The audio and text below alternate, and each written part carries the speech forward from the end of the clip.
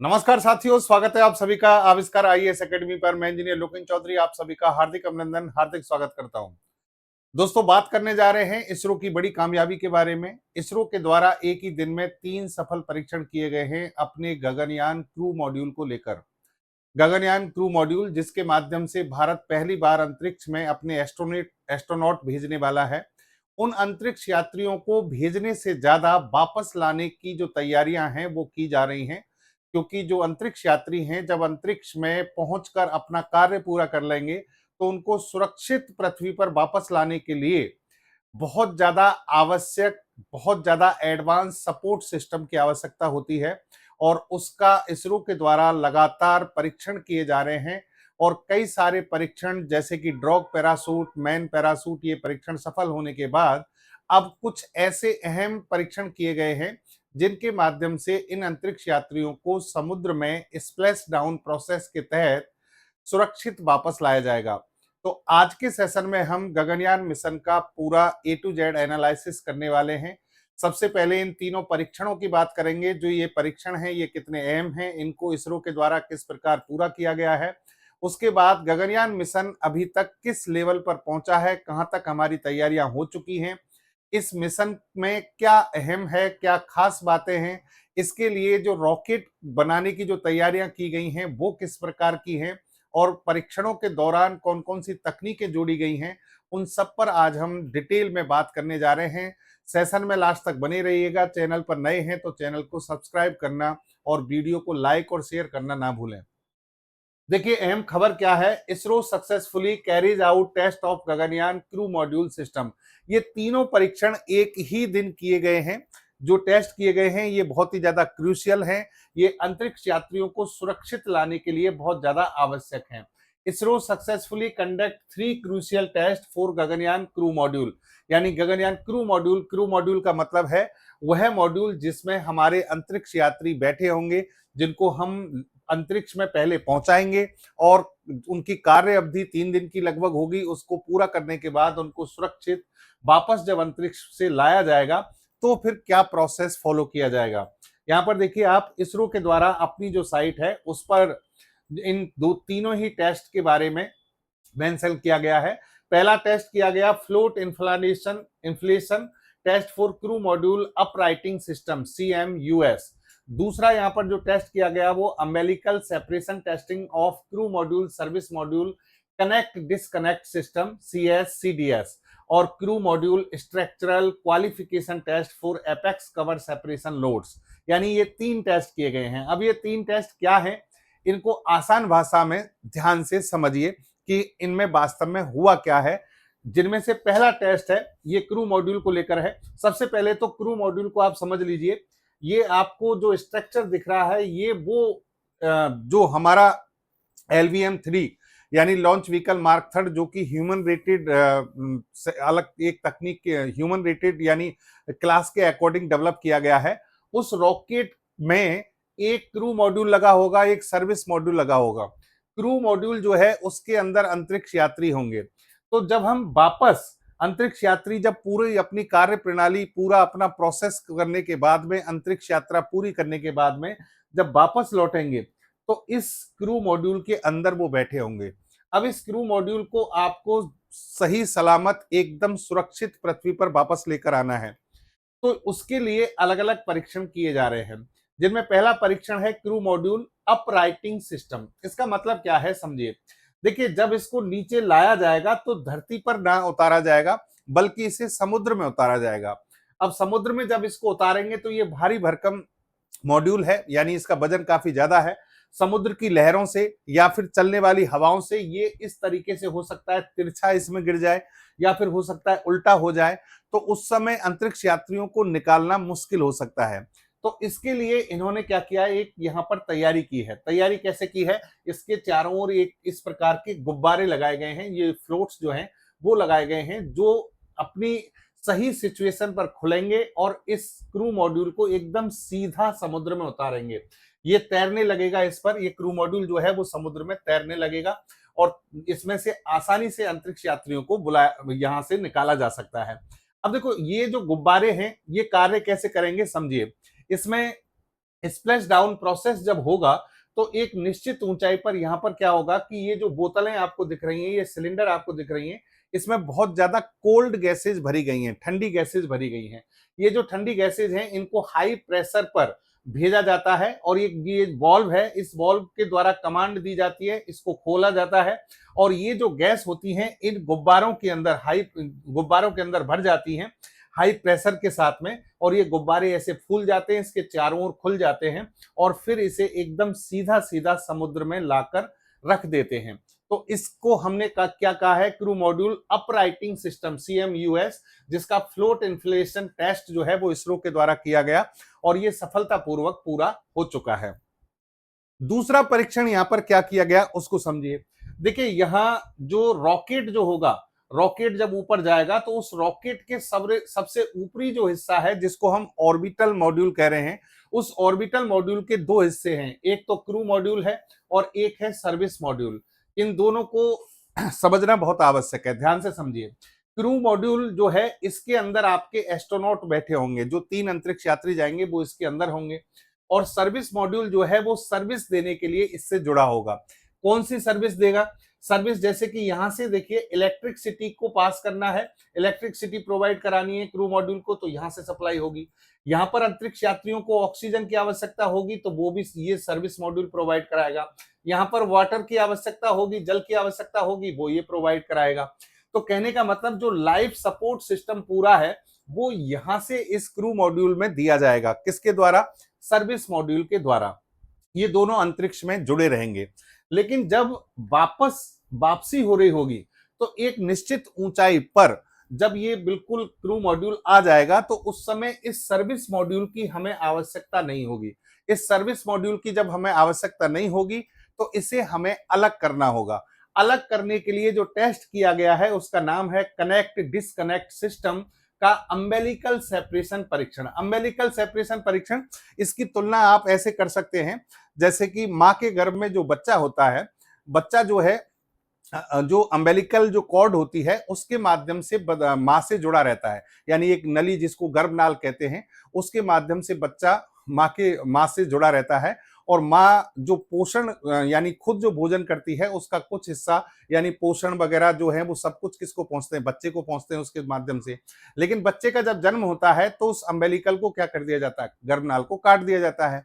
वैसे ही यहाँ पर समझिए कि सर्विस मॉड्यूल ने यहाँ पर अंतरिक्ष यात्रियों को पूरा सपोर्ट किया, जिंदा रखा, लेकिन अब इसकी आवश्यकता नहीं है, या फिर ये कहिए कि अब इसका जन्म हो चुका है यानी इसको हम वापस ला रहे हैं तो अब इसको काटना पड़ेगा। तो जब काटते हैं उस समय बहुत सारी चीजों को ध्यान रखना है। कैसे ध्यान रखना है? यहां पर ये जो वायर्स आपको दिख रहे हैं ये बहुत ज्यादा मजबूत वायर्स हैं, इनको प्रॉपर तरीके से काटना है। अगर आप प्रॉपर तरीके से नहीं काट पाए तो इस क्रू मॉड्यूल के साथ में सर्विस मॉड्यूल जुड़ा रह जाएगा। हो सकता है ये इससे जाकर टकरा जाए तो इसकी स्थिति को डिस्टर्ब कर दे, या फिर यहां पर देखिए इस क्रू मॉड्यूल का बाहरी जो हिस्सा है इसमें हीट शील्ड लगी है। हीट शील्ड क्यों? क्योंकि जब ये नीचे आएगा तो वायुमंडल के जो कण हैं उनसे टकराएगा बहुत तेज गति से, तो घर्षण से हीट पैदा होगी और हजारों डिग्री सेंटीग्रेड टेम्परेचर पैदा होगा। तो उस टेम्परेचर से बचाव के लिए इसमें हीट शील्ड लगाई गई है। अगर सर्विस मॉड्यूल इससे जुड़ा रह गया और इससे टकरा गया तो इस हीट शील्ड को तोड़ सकता है, तो इससे इनके जीवन, जो हमारे अंतरिक्ष यात्री हैं उनका जीवन खतरे में आ सकता है। तो इसको सेपरेट करना, प्रॉपर तरीके से सेपरेट करना है, उसके लिए ये परीक्षण CS-CDS किया गया है। क्लियर है? अब तीसरे परीक्षण पर हम आते हैं, एपेक्स कवर सेपरेशन लोड के लिए स्ट्रक्चरल योग्यता परीक्षण। इसका मतलब क्या है समझना।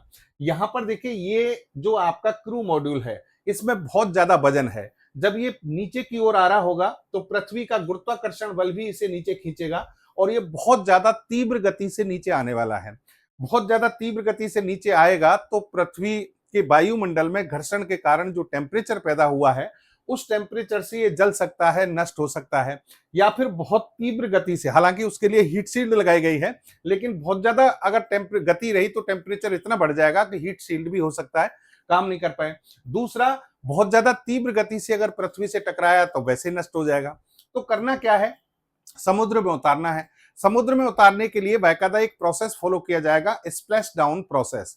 स्प्लैश डाउन प्रोसेस का मतलब यहां पर यह है कि यहां पर क्रू मॉड्यूल जो है इसके सबसे ऊपरी जो हिस्सा है इसमें लगभग 10 पैरासूट इसरो के द्वारा रखकर भेजे जाएंगे।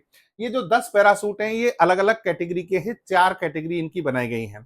ये 4 कैटेगरी जैसे कि एक ड्रॉग पैरासूट है, ठीक है, एक सबसे लास्ट में जो है मुख्य जो है वो मैन पैरासूट है। अब ये पैरासूट जो है समय आने पर ये खुल जाएंगे एक एक करके और ऊपर की ओर फोर्स लगाएंगे, ऊपर की ओर फोर्स लगाएंगे तो ये जब नीचे आ रहा है तो ये इसकी गति धीमी धीमी होती जाएगी और जब समुद्र से ये टकराएगा तो बहुत ज्यादा धीमी गति के साथ में समुद्र पर उतरेगा।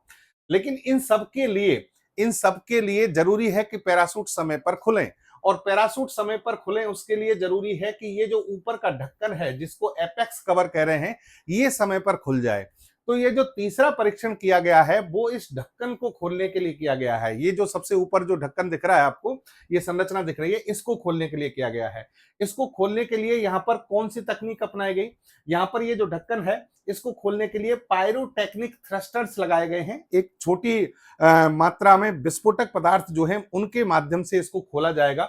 उसके माध्यम से जब ये खुल जाएगा तो क्रू मॉड्यूल जो है उस पर रिएक्शन लोड लगता है और रिएक्शन लोड लगता है तो उस समय कहीं ऐसा ना हो कि ये जब खुलेगा ना तो झटका लगेगा, एक तरीके से रिएक्शन लोड लगेगा इस पर, तो उस समय भी हो सकता है कि इस पर कोई दरार आ जाए, यहां पर कोई दिक्कत हो जाए, यहां इसमें क्रैक आ जाए, ये टूट जाए कहीं से, तो उसको भी परखा जाना जरूरी था। तो इसरो ने क्या किया है, इसरो ने बाकायदा यहाँ पर ये जो आपका एपेक्स कवर है इस पर जो छोटे विस्फोटक हैं उन विस्फोटक के माध्यम से इस ढक्कन को खोला और यहाँ जो फोर्स रिएक्शन लोड लगा, फोर्स लगा, जितना वास्तव में लगेगा उससे लगभग 1.75 गुना फोर्स लगाकर इसको चेक किया गया और उस स्थिति में ये बिल्कुल प्रॉपर काम कर रहा था। तो इससे समझ में आ गई कि हम हमारे अंतरिक्ष यात्रियों के क्रू मॉड्यूल को कोई नुकसान नहीं होने देंगे। तो ये तीसरा परीक्षण यहाँ पर किया गया है। अब आपको इसरो के गगनयान मिशन के बारे में बता देते हैं। गगनयान मिशन भारत का पहला ऐसा प्रोजेक्ट है, ऐसी परियोजना है जिसके माध्यम से हम अंतरिक्ष में पहली बार अंतरिक्ष यात्रियों को भेज रहे हैं। अंतरिक्ष यात्रियों को भेजना अपने आप में बहुत अहम बात है क्योंकि देश दुनिया के कुछ चुनिंदा देश हैं जो इस कार्य को कर पाए हैं। भारत अपनी स्वदेशी तकनीक के साथ इस कार्य में लगा हुआ है और इसकी तैयारियां पिछले कई सालों से लगातार चल रही हैं। 2027 तक ये प्रोजेक्ट आपका प्लेटफॉर्म यानी पूरी तरीके से सफल होता हुआ आपको दिखाई देगा। लो अर्थ ऑर्बिट जो लगभग 400-500 किलोमीटर से शुरू होती है, 2000 किलोमीटर तक जाती है, उसमें 400-500 किलोमीटर की ऊंचाई के बीच में ही ये हमारा स्पेस क्राफ्ट जो हम भेजेंगे उसके द्वारा इस क्रू मॉड्यूल को ले जाया जाएगा और ये अंतरिक्ष में परिक्रमा करेंगे। लगभग अंतरिक्ष में परिक्रमा 3 दिनों के लिए होगी लो अर्थ ऑर्बिट में। इसमें 3 अंतरिक्ष यात्री होंगे इस क्रू मॉड्यूल के अंदर।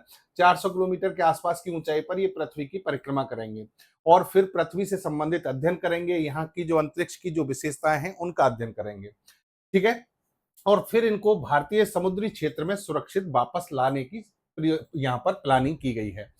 लेकिन यहाँ पर यह भी समझ लीजिए कि गगनयान मिशन जो है उसके तहत हम डायरेक्ट इंसान को भेजने की तैयारी नहीं कर रहे हैं। ये हम रिस्क नहीं उठा सकते और कोई भी देश नहीं उठाता है। तो उसके लिए इसको 3 भागों में बांटा गया है। कैसे बांटा गया है? गगनयान मिशन का जो पहला चरण है उसे कहा गया है G1 uncrewed mission. Uncrewed mission का मतलब है कि जो क्रू मॉड्यूल होगा उसके अंदर मानव नहीं होगा, मानव की बजाय दूसरी मशीनरी, रोबोट वगैरह इनको भेजा जाएगा।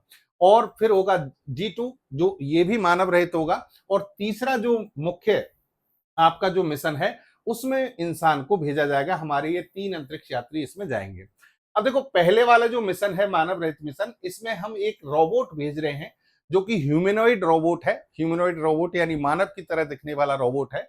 ये रोबोट, इसका नाम रखा गया है व्योममित्रा। व्योममित्र जो है ये महिला रोबोट है और ये इंसान की तरह यहाँ पर बैठी रहेगी। ये सिस्टम की पूरे की निगरानी करेगी, उपकरणों का संचालन देखेगी, धरती पर रियल टाइम डेटा भेजेगी। यानी जैसे कि मान लीजिए कोई अंतरिक्ष यात्री भेज देते आप, तो वो जिस तरीके से अवलोकन करता, ऑब्जर्वेशन करता, वैसा ही ये रोबोट करेगा और फिर इसरो को रियल टाइम डेटा भेजेगा ताकि इसरो को पता लग जाए कि आप अपने अंतरिक्ष यात्रियों को जब भेजने वाले हैं तो क्या क्या चीजें आपको देखने को मिलेंगी, किन चीजों का आपको सामना करना पड़ेगा, आपको क्या तैयारियां कर लेनी चाहिए। फिर दूसरा है द्वितीय मानव रहित मिशन। यहाँ पर पर्यावरण नियंत्रण और जीवन समर्थन प्रणाली, जो लाइफ सपोर्ट सिस्टम है, ऑक्सीजन, तापमान, प्रेशर, इन सबको यहाँ पर परखा जाएगा ताकि हम अंतरिक्ष यात्रियों को भेजने से पहले इन चुनौतियों के बारे में भी पूरी तरह जान सकें।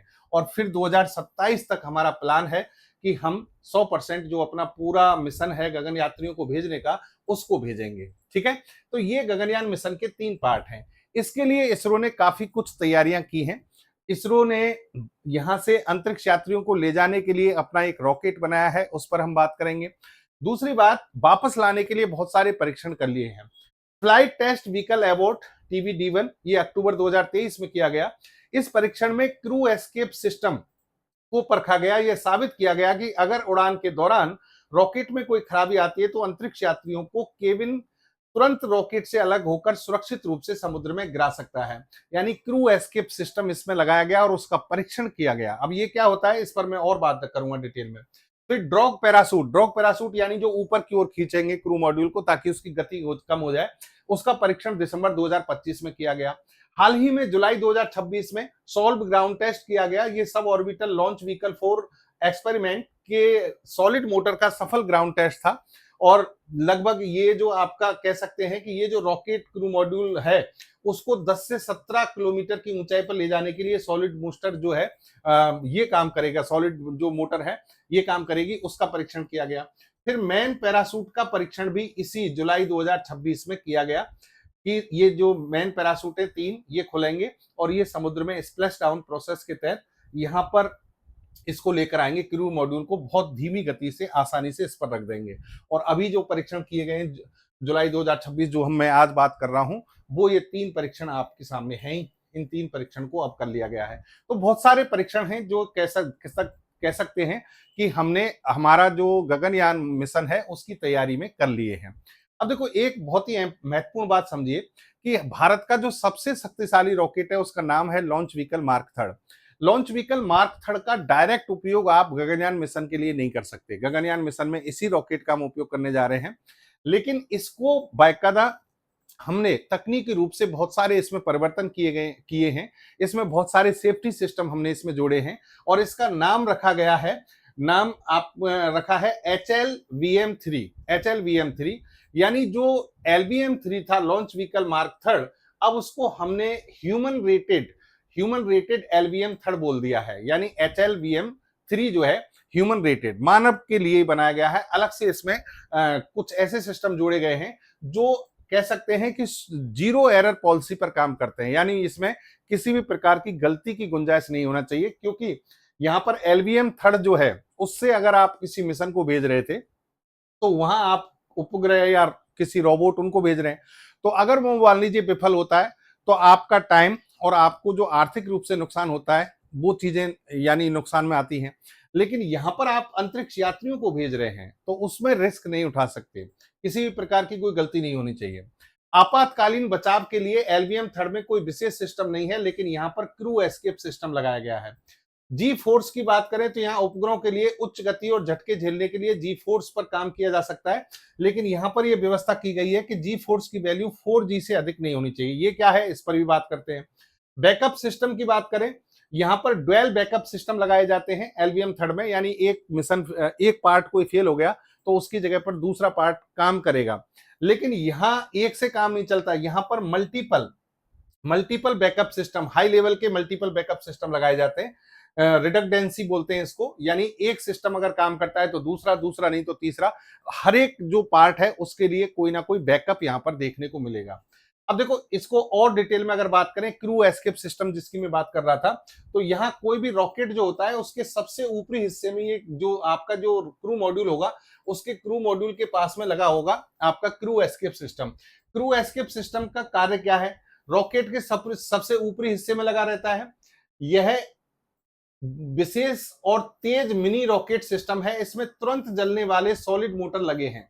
तुरंत जलने वाले मतलब तुरंत फायर होंगे और एक्टिव हो जाएंगे, कार्य करेंगे। उसका कारण क्या है, अगर मान लीजिए ऐसा होता है कि उड़ान के दौरान हमारा मिशन फेल होता हुआ दिखता है, हमें लगता है हमारे क्रू मॉड्यूल को कोई खतरा है, तो क्रू एस्केप सिस्टम जो है उसका जो सॉलिड मोटर्स जो हैं या उसका जो सिस्टम है वो तैयार हो जाएगा, शुरू हो जाएगा, एक्टिव हो जाएगा और वो क्रू मॉड्यूल को वापस अंतरिक्ष से वापस पृथ्वी पर लाने का जो प्रयास है उसको शुरू कर देगा, ताकि अंतरिक्ष यात्रियों की सुरक्षा जो है प्रॉपर बनी रहे। फिर जी फोर्स की बात करें, जी फोर्स क्या है, ये हमारे जो अंतरिक्ष यात्री जब यहां पर जा रहे हैं पृथ्वी इसको नीचे खींच रही है गुरुत्वाकर्षण बल से।